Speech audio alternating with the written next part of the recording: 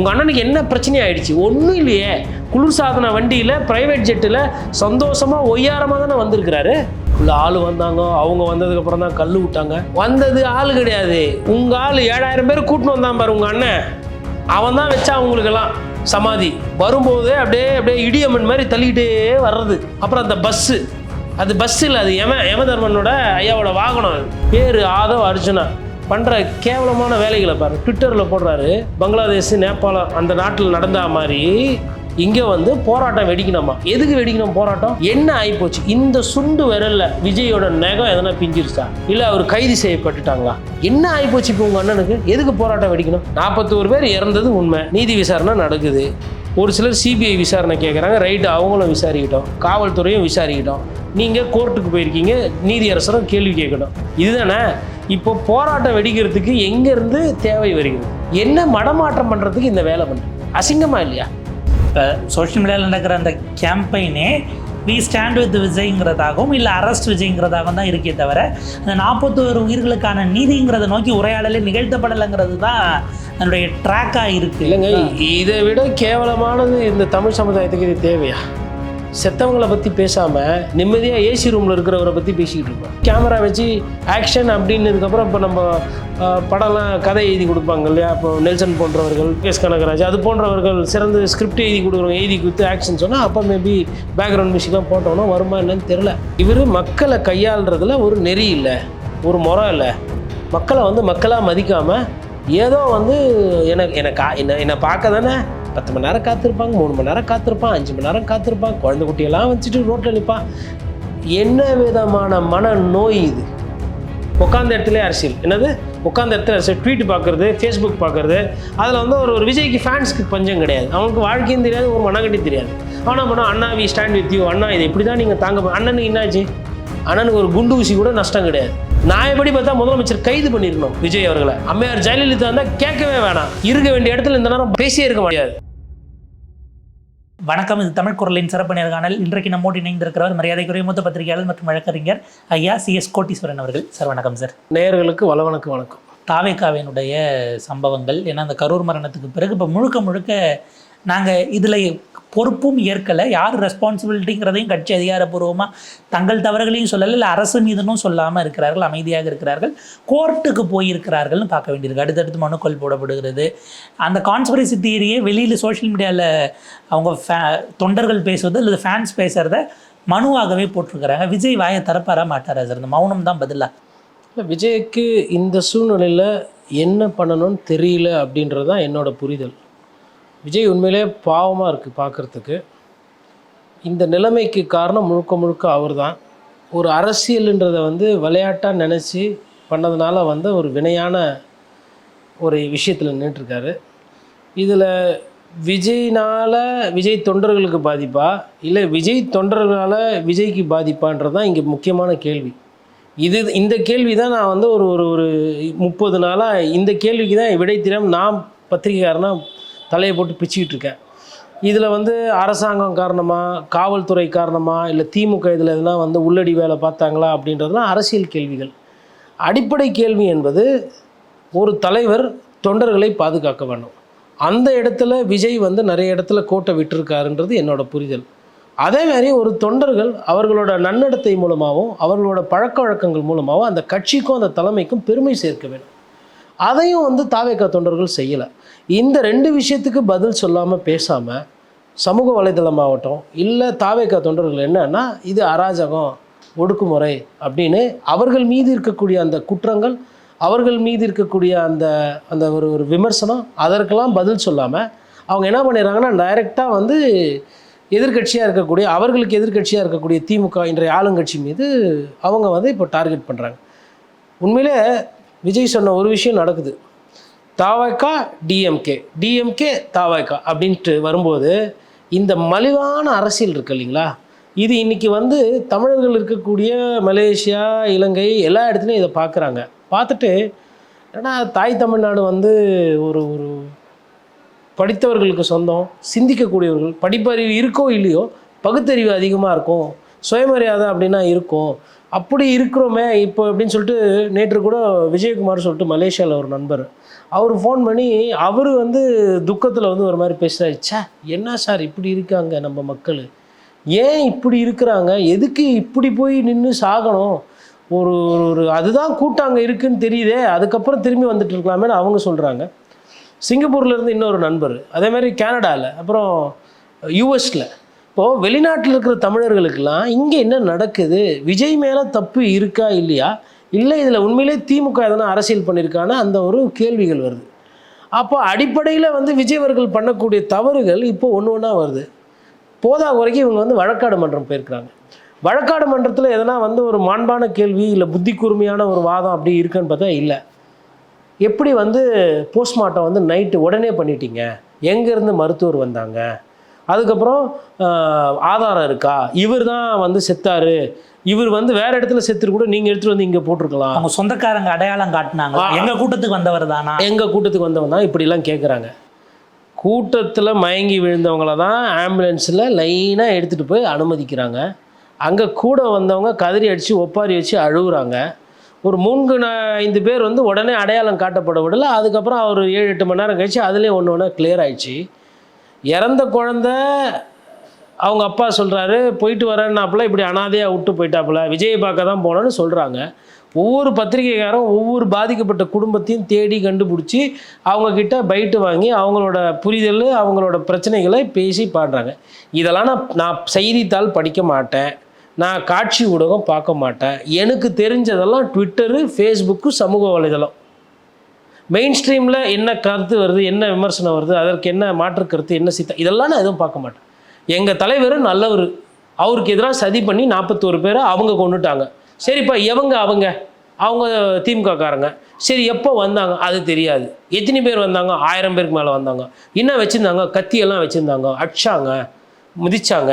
அப்புறம் ஒன்று வருது, மருத்துவமனையிலேருந்து ஒருத்தர் பேசுகிறார் இந்த சைடு, என்னப்பா ஆச்சு போஸ்ட்மார்ட்டமில், இல்லைண்ணே கழுத்தெல்லாம் போட்டு திருவி போட்டு பண்ணியிருக்காங்க, அப்புறமா வந்து அடித்து சாவடிச்சிருக்காங்க. நான் என்ன கேட்குறேன், நீங்கள் பரப்புங்க அவதூறு, ஒரு அளவு வேணாமா? கொலைகாரங்க இருக்கிறாங்க இந்த ஊரில், ஆனால் நீங்கள் நினைக்கிற மாதிரி அவ்வளோ மலிவாலாம் என் தமிழ் சமுதாயம் இன்னும் போல நான் நம்புகிறேன். திமுக ஊழல் கட்சியாக இருக்கலாம், அதிமுக ஊழல் கட்சியாக இருக்கலாம், பாஜக ஊழல் கட்சியாக இருக்கலாம், என்ன வேணா இருக்கட்டும். ஆனால் இது மாதிரி ஒரு மட்டமான சிந்தனை கூட அவங்க எந்த கட்சியும் இந்த அளவு பரப்பி விடலை. அப்போ நீங்கள் என்ன மனநிலையில் இருக்கிறீங்க? இதற்கெல்லாம் மகுடம் வைக்கிற மாதிரி எங்கள் அண்ணன் ஆதவ் அர்ஜுனா, பேர் ஆதவ் அர்ஜுனா, பண்ணுற கேவலமான வேலைகளை பாருங்கள். ட்விட்டரில் போடுறாரு, பங்களாதேஷ், நேபாளம் அந்த நாட்டில் நடந்த மாதிரி இங்கே வந்து போராட்டம் வெடிக்கணுமா? எதுக்கு வெடிக்கணும் போராட்டம்? யார் நாடு இது? இந்த தமிழ்நாட்டில் எதுக்கு போராட்டம் வெடிக்கணும்? இப்போ நான் என்ன கேட்குறேன்னா, என்ன ஆகிப்போச்சு, இந்த சுண்டு விரலில் விஜயோட நகம் எதனா பிஞ்சிருச்சா, இல்லை அவர் கைது செய்யப்பட்டுட்டாங்களா, இல்லை கப்பலோட்டி தமிழன் வ.உ.சி. சிதம்பரம் அவர் செக்கு இழுக்கிறாரா ஜெயிலில்? என்ன ஆகிப்போச்சு இப்போ உங்கள் அண்ணனுக்கு? எதுக்கு போராட்டம் வெடிக்கணும்?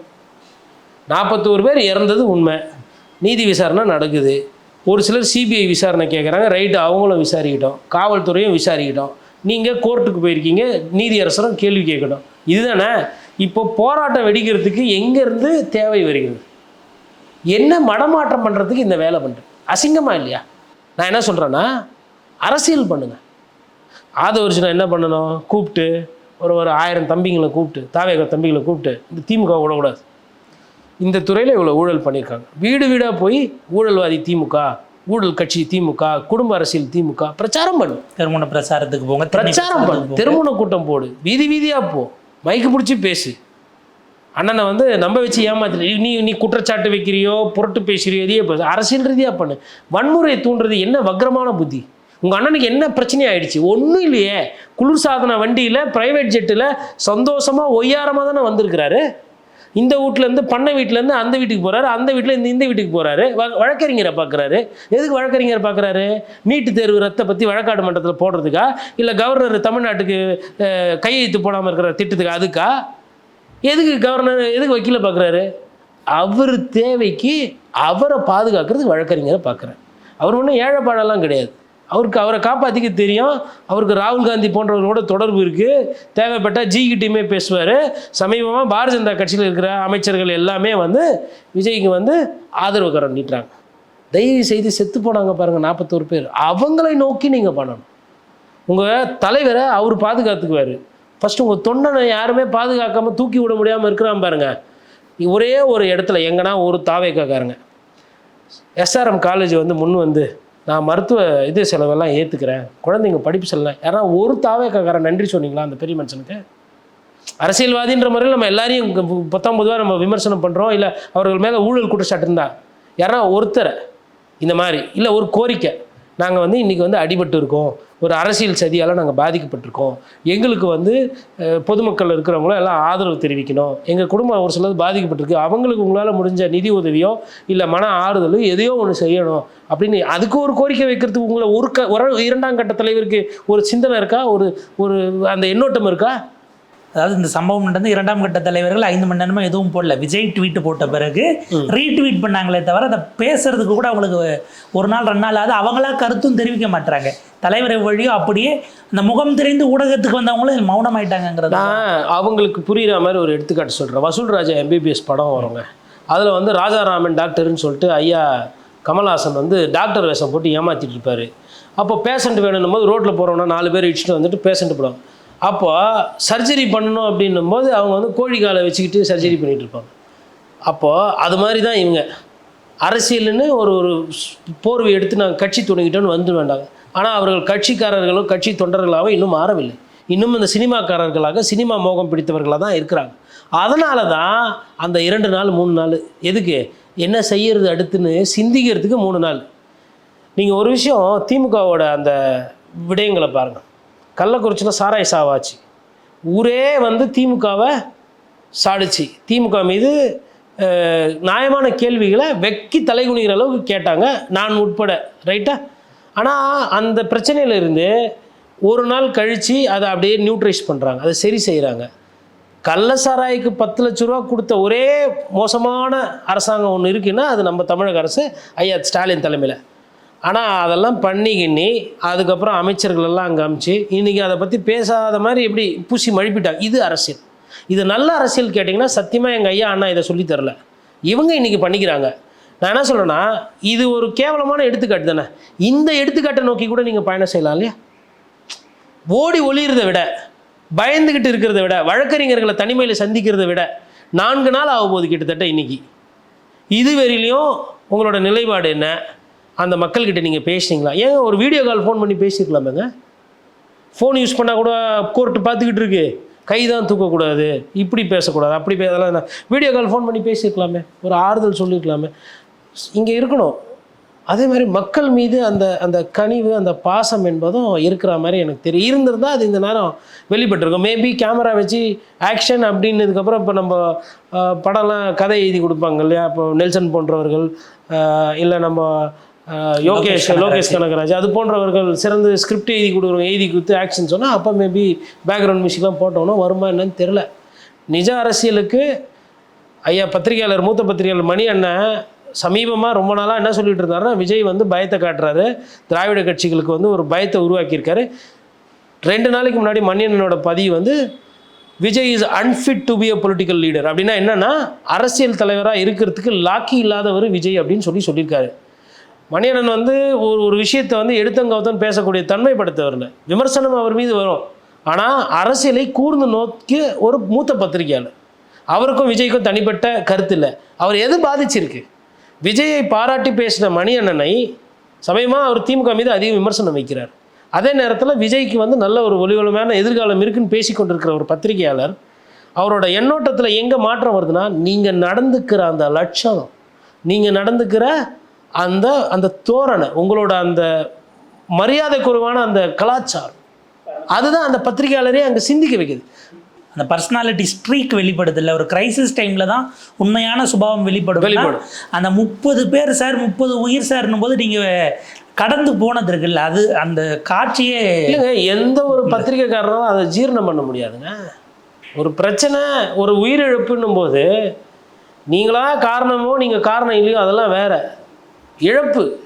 இறப்பு நடந்திருக்கு, அந்த வீட்டுக்கு போய் அவங்கள வந்து துக்கம் விசாரிக்கிற அந்த சாதாரணமான ஒரு பண்பு கூட இல்லைனா நீங்கள் தலைவனா அப்படின்ற கேள்வி வருது. ரோட் ஷோ போகக்கூடாது என்கிற கண்டிஷனை தடையை உங்களால் மீற முடியும். மாவட்டத்துக்குள்ளே வராதீங்கன்னு சொன்னால் நீங்கள் அங்கே வெயிட் பண்ணி போய் அடுத்த நாள் பார்க்குறது கூட அந்த தடையை நீங்கள் மீற மாட்டீங்க, சட்டத்தை அபைட் பண்ணுவீங்களாங்கிற கேள்வி. சரியாக சொன்னீங்க. திருச்சியில் அவர் இருக்கிறதுக்கு எந்த பிரச்சனையும் இல்லை. திருச்சி வேறு மாவட்டம், கரூர் வேறு மாவட்டம், பார்டர். கரூரில் தான் வரக்கூடாது சொன்னேன். நான் திருச்சியில் இருக்கேன். அடிப்பட்டவங்க இருப்பாங்க இல்லையா, அவங்களுக்கு திருச்சியில் உட்காந்து ஒரு முகாமை போட்டு அவங்களுக்கு சோப்பு, பெட்ஷீட்டு, சாப்பாடு, ப்ரெட்டு பேக்கெட்டு, பால் வாங்கி அனுப்பலாம்ல. என்ன சொல்லிட போகிறாங்க உன்னை கொண்டு போய் டெலிவரி பண்ணுறதுக்கு கட்டமைப்பு. அப்போ கை காட்டுறதுக்கும் இப்படி விடுறதுக்கு தான் நீ லாக்கி, ரைட்டா? அரசியல் பண்ண அன்ஃபிட்டா? அண்ணன் மணி என்ன சொன்னது கரெக்டா? அப்துல் கலாம் ஐயா கிட்ட பிஏவாக இருந்த பொன்ராஜ் ஸ்டார்டிங்கில் வந்தப்போ அவர் கூட என்ன சொன்னார், மாற்றம் வரணும், நல்லது, நிறைய பேர் அரசியலுக்கு வரணும். என் போன்றவர்கள் எல்லாம் அப்படி தான் பேசணும். நாங்கள் விஜய் யாருமே வந்தோன்னு சொல்ல. ஆனால் அவரோட நடவடிக்கை, ஐயநாதன் மூத்த பத்திரிகையாளர், நல்ல சிந்தனைக்கு உரியவர், அவர் நம்பி வந்தார். அவர் பார்த்து எப்பா இந்த கூட்டத்துக்கிட்ட நம்மளால் சமாளிக்க முடியாதுன்னு சொல்லிட்டு ஐயா வந்துட்டாங்க வெளியில். எல்லாருமே என்ன சொல்கிறாங்க, இவர் மக்களை கையாளுறதுல ஒரு நெறி இல்லை, ஒரு முறை இல்லை, மக்களை மக்களாக மதிக்காமல் ஏதோ என்னை பார்க்க தானே 10 மணி நேரம் காத்திருப்பாங்க, 3 மணி நேரம் காத்திருப்பான், 5 மணி நேரம் காத்திருப்பான், குழந்தை குட்டியெல்லாம் வச்சுட்டு ரோட்டில் நிற்பான். என்ன விதமான மன நோய் இது? நீங்கள் இருக்கீங்க இல்லை, இதை பார்க்குறவங்கலாம் இருக்கிறாங்க, அவங்க தான் விஜய், ரைட்டா? விஜயை பார்க்குறதுக்கு ஒரு இடத்துல 30,000 பேர் 6 மணி நேரம் 7 மணி நேரமாக காத்திருந்தா அவங்க இந்த காணொலி பார்க்குறவங்க இவ்வளோ நேரம் காக்க வைப்பாங்களா? என்ன இருந்தாலும் என்னடா ஒரு ஜனங்க இவ்வளோ கொத்தாக நிற்குது, குடும்பமாக நிற்குது, வெயிலில் நிற்குது, மழையில் நிற்குது, நம்ம இப்படி காக்க வைக்கலாமன்ற அந்த அடிப்படை உணர்வு, மனிதாபிமானம் வராது. என்கிட்ட அந்த உணர்வு தான் நான் இன்னும் கூடுதல் நேரம் செலவு பண்ணணும், முன்னாடியே கூட போகிறதுக்கு அது இயல்பு. ஒரு தொண்டர்களை பார்க்கும்போது, ஒரு ஆரவாரம் வரும்போது, மக்களை பார்த்து மக்கள் நம்மக்கிட்ட குசலம் விசாரிக்கிறாங்க, நம்மக்கிட்ட அன்பு செலுத்துகிறாங்கன்னும் போது மேபி இன்னும் கூட கொஞ்சம் நேரம், இப்போ எம்ஜிஆர் போன்றவர்கள், அண்ணா போன்றவர்கள்லாம் என்ன கூட கொஞ்சம் நேரம் செலவு பண்ணணுன்ற எண்ணம் வரும். இன்னும் ஒருபடி மேலே போனால் எங்கள் ஐயா காமராஜர், வேலை வெட்டி போய் பாருன்ன, என்னை பார்த்து என்ன ஆகுது, எனக்கு வேலை இருக்குது, நீ போய் உன் வேலையை பாரு. இது ஐயா காமராஜர். இந்த கூட்டத்தை சேர்த்து வச்சு கெத்து காட்டுறேன், மாசு காட்டுறேன், மண்ணாங்கட்டி காட்டுறேன்லாம் யாரும் மக்களை இது பண்ணல. இவரோட மனநிலை என்னன்றது புரியறதுக்கு தான் நான் சொல்கிறேன். எல்லாரும் ஒவ்வொரு மனிதருக்குள்ளே ஒரு மனசாட்சின்னு இருக்கும். நீங்கள் அரசாங்கம் சதி செய்து, செந்தில் பாலாஜி சதி செய்து, அதெல்லாம் தாவேக்கால கூறுற குற்றச்சாட்டுகளோ இல்லை அந்த அவதூறு பிரச்சாரங்களோ நான் ஏற்றுக்கிறேன் ஒரு வாதத்துக்கு. நீங்கள் உங்களோட சுய கட்டுப்பாடு எங்கே போச்சு? நீங்கள் தானே பக்கத்தில் இருந்த நண்பனையோ நண்பியையோ பார்க்காம தள்ளி விட்டீங்க. நீங்கள் தானே அவங்க மேலே ஏறி நின்று இருக்கிறீங்க. நீங்கள் தானே கட்டுக்கடங்காமல் இப்படி அங்கேயும் இங்கேயும் போனீங்க. நீங்கள் போனதுனால நடந்ததுன்ற அந்த உண்மையை ஏன் ஒத்துக்கிறதுக்கு உங்களுக்கு ஒருத்தருக்கும் ஒரு தெம்பு இல்லை, தைரியம் இல்லை. இது சரி, உண்மையை ஒத்துக்க வேணாம், இனிமேல்ட்டு இந்த மாதிரி நடக்காது ஒரு உத்தரவாதம் இருக்கா? இனிமேல்ட்டு இதில் நான் என்ன கோரிக்கை வைக்க முடியும்னா, தாய் தகப்பனார்கள் அவர்களோட குழந்தைகளை இந்த போக்கிலேருந்து காப்பாற்ற வேண்டிய இடத்துல நீங்கள் இருக்கீங்க. நாளைக்கு குழந்தை போச்சு, 20 வயசு பையன் போயிட்டான், கல்யாணம் பார்த்தேன், பொண்ணு பார்த்தேன், நிச்சயம் பண்ணேன், கர்ப்பிணி இது மாதிரி ஆயிடுச்சு அப்படின்னு அதுக்கப்புறம் புலம்பி பிரயோஜனம் இல்லை. அரசியல் தேவையா? தேவை. விஜய்க்கு ஓட்டு போடலாமா? போடலாம். ஆனால் விஜய் கூட்டத்துக்கு போகலாமான்னா தயவு செய்து போகக்கூடாதுன்றது என்னோட குறைந்தபட்ச புரிதல். ஏன்னா அந்த கூட்டத்தில் மக்கள் மீது மரியாதையோ, மக்களுக்கு மாண்போ, மக்களுக்கு குறைந்தபட்ச விஷயங்கள் பண்ணணும், வந்தவனுக்கு ஒரு குடி தண்ணி கூட கொடுக்கணுன்ற அந்த நியாயமான இங்கீதம் கூட இல்லாத ஒரு கூட்டம் அது. இதெல்லாம் நடந்து முடிஞ்சோன்னா அவங்க என்ன பண்ண போகிறாங்கன்னா, காவல்துறையை குறை சொல்லுவாங்க, அதுக்கப்புறமா வேறு எதனா அங்கே லோக்கலில் ஆள் தேடுவாங்க, அதுக்கப்புறமா ஊடகங்கள் எதனா இருந்தால். இப்போ நான்லாம் அந்த இடத்துல அங்கேருந்து அப்புறப்பட்டவன், அகற்றப்படுறேன். அது தாவேக்கா தொண்டனால் அகற்றப்பட்டனா, திமுக காரனால் அகற்றப்பட்டனா எனக்கு தெரியாது. வேலையை செய்ய விடாத அளவுக்கு அவங்க இன்னல்கள் கொடுக்குறாங்க. இந்த மாதிரி ஒரு கலாச்சாரம் இருக்குது. அது மக்கள் தான் அதை புரிஞ்சுக்கணும். மக்களுக்கு இந்த கமெண்ட்ஸ் போடுறது இதெல்லாம் வச்சுக்கிட்டு நிறைய பேர் என்ன நினைக்கிறாங்க, விஜய்க்கு உண்மையிலே கூடுதல் வருதுன்னு. மக்கள் அவர் பின்னாடி போகிறாங்க, மக்களுக்கு அவர் மேலே ஒரு சாஃப்ட் கார்னர் வருது அப்படின்னு நீங்கள். ஏன்னா இன்றைக்கி யாருமே வெளியில் போயிட்டு அரசியலில் என்ன எது நடக்குது, மக்கள் மனநிலைன்னு பார்க்குறதா? உட்காந்த இடத்துல அரசியல் என்னது, உட்காந்த இடத்துல அரசியல், ட்வீட் பார்க்குறது, ஃபேஸ்புக் பார்க்குறது. அதில் ஒரு விஜய்க்கு ஃபேன்ஸ்க்கு பஞ்சம் கிடையாது. அவனுக்கு வாழ்க்கையும் தெரியாது, ஒரு மனக்கட்டியும் தெரியாது. ஆனால் போனால் அண்ணா வி ஸ்டாண்ட் வித் யூ, அண்ணா இதை இப்படி தான் நீங்கள் தாங்க. அண்ணனுக்கு என்னாச்சு? அண்ணனுக்கு ஒரு குண்டு ஊசி கூட நஷ்டம் கிடையாது. இப்போ சோஷியல் மீடியாவில் நடக்கிற அந்த கேம்பெயினே வி ஸ்டாண்ட் வித் விஜய்ங்கிறதாகவும் இல்லை அரெஸ்ட் விஜய்ங்கிறதாகவும் தான் இருக்கே தவிர அந்த 41 உயிர்களுக்கான நீதிங்கிறத நோக்கி உரையாடலே நிகழ்த்தப்படலைங்கிறது தான் அதனுடைய ட்ராக்காக இருக்குது. இல்லைங்க, இதை விட கேவலமானது இந்த தமிழ் சமுதாயத்துக்கு இது தேவையா? செத்தவங்களை பற்றி பேசாமல் நிம்மதியாக ஏசி ரூமில் இருக்கிறவரை பற்றி பேசிக்கிட்டு இருக்கிறோம். அவர் அவங்களுக்கு உண்டான தலைவர், அவருக்கே அந்த அக்கறை இல்லை. ஆனால் நம்ம உட்காந்து பேசிக்கிட்டு இருக்கோம். என்னென்னா இவங்களுக்கு வந்து ஒரு பிரச்சனைன்னு ஒன்று வரும் அப்படின்னா அந்த பிரச்சனையை சமாளிக்கிறதுக்கோ இல்லை அந்த பிரச்சனைக்கு வந்து ஒரு முற்றுப்புள்ளி வைக்கிறதுக்கோ இந்த நேரம் 4 மணி நேரம், அது 4 நாள் ஆக போகுதுங்க இன்னையோட. இந்த காலையிலேருந்து பார்த்தீங்கன்னா நாமக்கல்லே மூச்சுத்திணறல் வந்திருக்கு. அங்கேயும் பாடம் படிக்கலை. திருச்சியில் பிரச்சனை, மயங்கி விழுந்தாங்க, அங்கே பாடம் படிக்கலை. 41 பேர் செத்ததுக்கு பிறகும் நீ பாடம் படிக்க மாட்டேன், நான் இப்படி தான் வந்து கண்டமேனிக்கு இருப்பேன், அவுத்து விட்ட மாடு மாதிரி நான் சுற்றுவேன், என்னை கேட்குறதுக்கு யாருமே கிடையாது அப்படின்னு நீங்கள் நினைக்கிறீங்க இல்லைங்களா? இந்த நினப்பு தான் எனக்கு ஒரு பத்திரிகையாளர்னா பயமாக இருக்குது. அடுத்த தலைமுறை வந்து வீரியமாக சிந்திப்பவர்களாகவும் சிந்தனைக்குரியவர்களாக அவங்க தலைவர் அவங்களே சுயமாக தேர்ந்தெடுக்கக்கூடிய அந்த தன்மைக்கு அவங்கள விடணும். நீங்கள் என்ன பண்ணுறீங்க? இப்போது ஒரு மாப் சைக்காலஜி உருவாக்க பார்க்குறீங்க. ஆனவனா ஃபோன் எடுத்துக்கிறான். இதுவே பக்கத்தில் மாமன் உட்காந்துருக்கானா, சித்தப்பன் வந்திருக்கானா, யார் எதுவும் பார்க்குறது கிடையாது. ஃபோனை வச்சு விஜய் விஜய் விஜய் விஜய் இப்படியே மூல செலவை. இது அவருக்கும் கொள்கை தெரியாது, கருத்து தெரியாது, அரசியல் தெரியாது, உங்களை மதிக்க போகிறதும் கிடையாது. எதுவுமே பண்ணாமல் 50 பேர் கிட்டத்தட்ட செத்து போயிருக்கான் விஜயோட கட்சிக்காரர்கள். அதாவது போக்குவரத்து நெரிசலில், ஆக்சிடெண்ட்டில், மயக்கடிச்சு விழுந்ததில், இப்படி எல்லாம் சில்லறையாக எடுத்திங்கன்னா 50 பேர் கிட்டத்தட்ட. இன்னும் மருத்துவமனையில் கொஞ்சம் பேர் கவலைக்கிடமாக இருக்கிறாங்க. இதை பற்றி எதனா சிந்திப்பீங்க? இதுக்கு எதனா ஒரு திட்டம் வச்சுருக்கீங்க? இதுக்கு கட்சி வந்து இந்த மாதிரி எதனா ஆகிப்போச்சுன்னா அவங்களுக்கு வந்து ஒரு நிதி ஒதுக்கணும், அவங்க கூட போய் இருக்கணும். 20 லட்ச ரூபா கொடுக்க போகிறேன்னு சொல்லியிருக்கீங்களா? எப்போ கொடுக்க போகிறீங்க? பனையருக்கு கூப்பிட்டுட்டு வந்தா அது அப்படி ஒன்று நடந்ததுன்னா அதை விட கேவலமே இல்லை.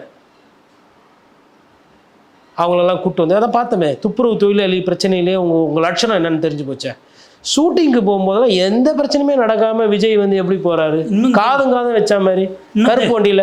இன்னும் சொல்லுவாங்க அவர் ரொம்ப கான்ஷியஸாக இருப்பார். 7 மணினா 6 மணிக்கே மேக்கப் கிழிப்பார். நாங்கள் தான் பார்க்குறோமே. இதெல்லாம் யார் தெரியுமா சொல்கிறது கான்ஷியஸாக இருப்பானே? இந்த பத்திரிகைன்ற பேரில் சினிமாவை கவர் பண்ணுறாங்க தெரியுமா பத்திரிகையாளர்கள், அவங்க பண்ண வேலை. உங்களுக்கு வந்து எதையோ ஒன்று கொடுக்குறாங்க சினிமா ப்ரொடக்ஷன்லேருந்து, அந்த வாங்கிட்டு ஏற்றி விட்டிங்க பாருங்கள், சீக்கிரம் வருவார், சீக்கிரம் எங்கேப்பா சீக்கிரம் வந்தார்? இன்றைக்கி எங்கே வாயை திறங்க இந்த சினிமா ரிப்போர்ட்டர்ஸ்லாம், ஒருத்தர் வாயை திறங்க வச்சு செஞ்சு விட்ருவாங்க உங்களெல்லாம். விஜய் வந்து டைமுக்கு வந்துடுவார், அப்படி நடிப்பார், இப்படி டான்ஸ் ஆடுவார். எங்கே இப்போ ஆட சொல்லுங்கள். ஏங்க இவர் லேட்டாக போனதான் காரணம். எஃப்ஐஆரில் க்ளீனாக போட்டிருக்கிறாங்க. இவர் வந்து இன்ச்சு பை இன்ச்சாக போகிறாரு. அதில் வந்து அங்கே வந்து எவ்வளோ ஒருத்தர் திமுக ஒரு சில பாயிண்ட் சொல்லியிருப்பான் பொழுது, அந்த வார்த்தைகள்லாம் தவிர்த்துருக்கணும். ஒரு எஃப்ஐஆர் வந்து எப்பவுமே நியூட்ரலாக அழகாக போட்டிருக்கணும். செக்ஷன்ஸ் எல்லாம் கரெக்டாக போட்டிருக்கிறாங்க. இதுக்கு வந்து நான் பெயிலபிள், அதுக்கு பெயில் கேட்டு கோர்ட்டுக்கு போகிறாயா? First arrest ஆகிருக்கணும். இல்லை அதாவது ஒரு புரிதலே இல்லை. போஸ்ட்மார்ட்டம் எப்படி உடனே பண்ணீங்க? தமிழகம் ஒட்டுமொத்த இந்தியாவில் இல்லாமல் ஆசிய கண்டத்தில் மருத்துவத்துக்கு தலைநகரம். நீங்கள் இப்போ அப்போலோ ஹாஸ்பிட்டல் போனீங்க, இல்லை மலர் ஹாஸ்பிட்டல் போனீங்க, இல்லை அங்கே வந்து நான் எதுக்கு பேரெல்லாம் சொல்கிறேன்னா இதெல்லாம் தனியார் ஆஸ்பத்திரி. இங்கே போனீங்கன்னா ஈஜிப்துலேருந்து வந்து மருத்துவம் பார்க்குறவன் இருக்கிறான், அமெரிக்காவிலேருந்து வந்து பல்லு பிடிங்கிட்டு போகிறவங்க இருக்கிறாங்க, கனடாவிலேருந்து வந்து செக் பண்ணிட்டு போகிறவங்க இருக்காங்க. ஏன்னா அங்கே விட இங்கே விலை கம்மி, அங்கே விட இங்கே மருத்துவ வசதி ஜாஸ்தி. இது தமிழகம். நம்மளோட கவர்மெண்ட் செட்டப்பு உத்தரப்பிரதேசத்தை விட அதிகமான மருத்துவர்கள் கொண்டது. கரூரில் பிரச்சனைனா மற்ற ஆஸ்பத்திரியிலேருந்து வானவனும் வராங்க, திருச்சியிலேருந்து வராங்க, புதுக்கோட்டையிலேருந்து வராங்க, பக்கத்துலேருந்து வராங்க. 41 பிரேத பரிசோதனை படுத்துறதுக்கு எத்தனை டாக்டர் தேவைப்படும்? 6 டாக்டர் வந்து ஒரு டாக்டரு 5 பேர் இல்லை 4 பேரை பார்த்தாவே பாதிலோடு குறைஞ்சி போச்சு. ஆல்ரெடி அங்கே முன்னாடியே வந்திருக்கிறாங்க டாக்டர். இன்னொன்று தனியார் மருத்துவமனையிலேருந்தும் டாக்டரை கொண்டு வந்துட்டு சீஃப் டாக்டர் வந்து பார்ப்பார். அப்போது பிரேத பரிசோதனை எப்படி நடக்கும், பிணவரை எப்படி இருக்குன்னு கூட புரிதல் இல்லாமல் கோர்ட்டுக்கு போகிறீங்க. இது தனிக்கும் அட்டாப்சி நடக்கல, போஸ்ட்மார்ட்டம் தான் பண்ணியிருக்கிறாங்க. அப்போ போஸ்ட்மார்ட்டத்தில் வந்துட்டு ஒரு ஒரு 5-6 சீஃப் மெடிக்கல் டாக்டர் இருந்தாவே போதும், ஃபாரன்சிக் டாக்டர்ஸ். அவங்களாம் டாக்டர்ஸானு சந்தேகப்படுறாங்க. இப்போ அதான் அப்படியே போயிட்டே இருங்க, டாக்டர்ஸாக சந்தேகப்படுங்க.